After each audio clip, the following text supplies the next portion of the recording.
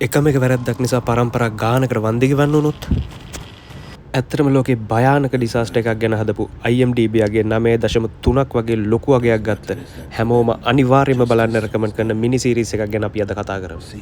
ඒ තමයි චර්නොබිල්. 1986 අප්‍රේල් මාසයේ එවකට තිබුණු සෝවියට් සංගමයේ න්‍යෂ්ටික බලාගාරයක සිදුවුණු අනතුරක් ලෝක ඉතිහාසයේ විශාලතම ව්‍යසනයක් බවට පත් වෙනවා. ඒ සිදුවීම් පදනම් කරගෙන නිර්මාණය කරපු චර්නොබිල් කියන්නේ අද වෙනකන් නිර්මාණය කරපු හොඳම කතා මාලා අතරින් එකක් කියලා කිව්වොත් වැරදි නෑ. මේක තියෙන අනතුර විතරක්ම නෙමෙයි.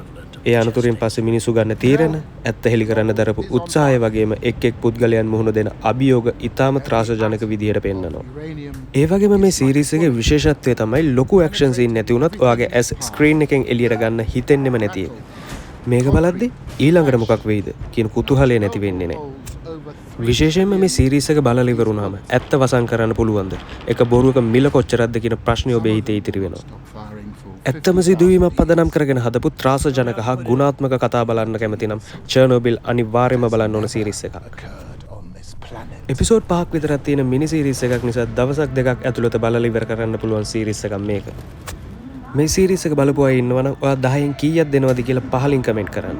යාළුවන්ටත් බලන්න ෂෙයා කරන්න. මේ වගේ මූවිස් සීරීස් ගැන දැනගන්න අපිව ෆලෝ කරලා තියාගන්න.